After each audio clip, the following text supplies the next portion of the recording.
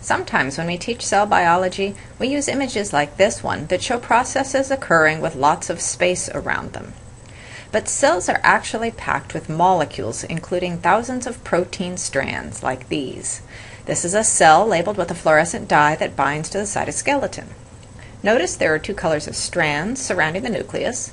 The red strands are actin filaments, and the green strands are microtubules.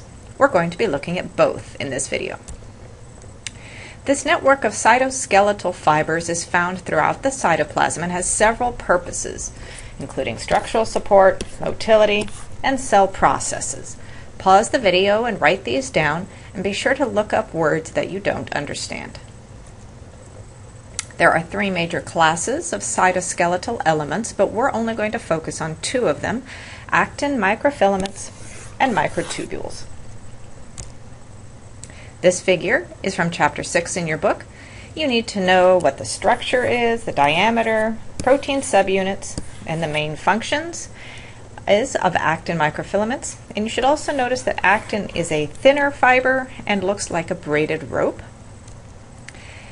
Microtubules are a thicker fiber, and their subunits form a larger hollow tube looking like this.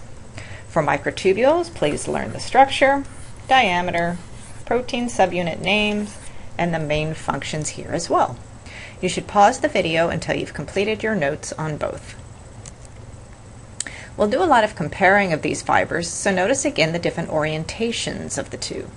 Microtubules, shown in green, tend to radiate out, whereas actin, shown in red, are seen more near the edges rather than the center. Some cells have a highly specialized organization of these fibers. You've probably learned about muscle cells before. This image shows actin fibers stained red in organized rows. Muscle fibers use bands of actin to help them contract. Both actin and microtubules have plus and minus ends, although this is just a name and does not mean a positive or a negative electrical charge. Actin has a plus end where subunits are added, and a minus end where subunits tend to fall off. This is different from microtubules, which have a minus end which is always anchored at the microtubule organizing center, or MTOC. Microtubules then grow by adding tubulin subunits and shrink by removing them, but this only occurs at the plus end. Microtubules generally originate at this microtubule organizing center, which is part of the centrosome near the nucleus. They grow outward, which means that the minus end is always near the nucleus, and the plus end is always near the plasma membrane. Now let's talk about motility and motor proteins. Cells have several different types of motor proteins that move along cytoskeletal elements. All motor proteins have a motor domain that binds to the cytoskeletal element and actually walk along it.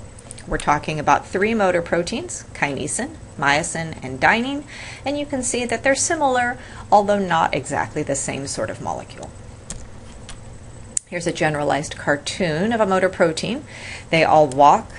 This right here is the motor protein in red. They all walk along a cytoskeletal element.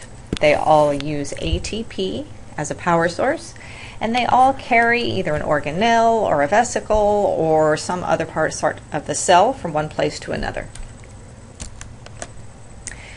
They differ in the cytoskeletal element that they bind to and the direction in which they move. So you should recognize these differences. Kinesin works on microtubules and always moves towards the plus end. Dynein is attached to microtubules and always moves towards the minus end. And myosin binds to actin filaments and moves towards the plus end. Here's our cell again.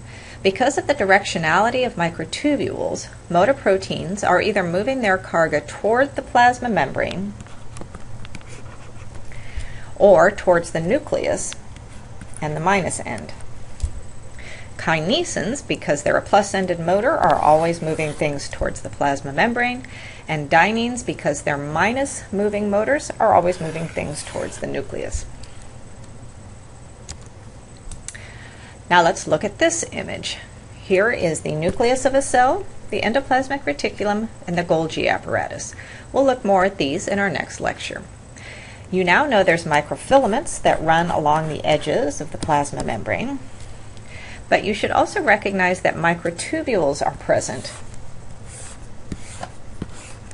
and running from the nucleus to the plasma membrane.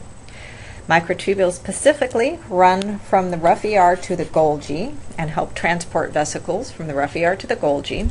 Microtubules also run from the Golgi to the plasma membrane to escort vesicles from the Golgi to the plasma membrane. And there are other microtubules at the plasma membrane that bring things back into the cell. So anytime things are moved to a membrane, away from a membrane, microtubules are involved in that transport. Now let's talk about some different alternative ways that cytoskeletal elements and motor proteins are used in the cell. It's a bunch of different examples that I'd like you to be comfortable with. The first are cilia or flagella, which are two slightly different organelles that act to move things outside the cell. The tail of a sperm is an example. Also, cilia are found in your lungs and in other epithelial cells that move fluids. The structure is similar for both. Essentially, there are microtubules inside the plasma membrane. Microtubules extend out from the basal body, which is similar to the MTOC.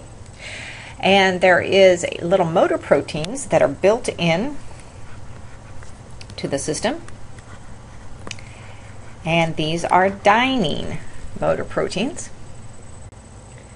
So you can see in this closer up picture that dynein grabs hold of the microtubules and pulls, and because dynein is a minus end motor, it's pulling towards the cell.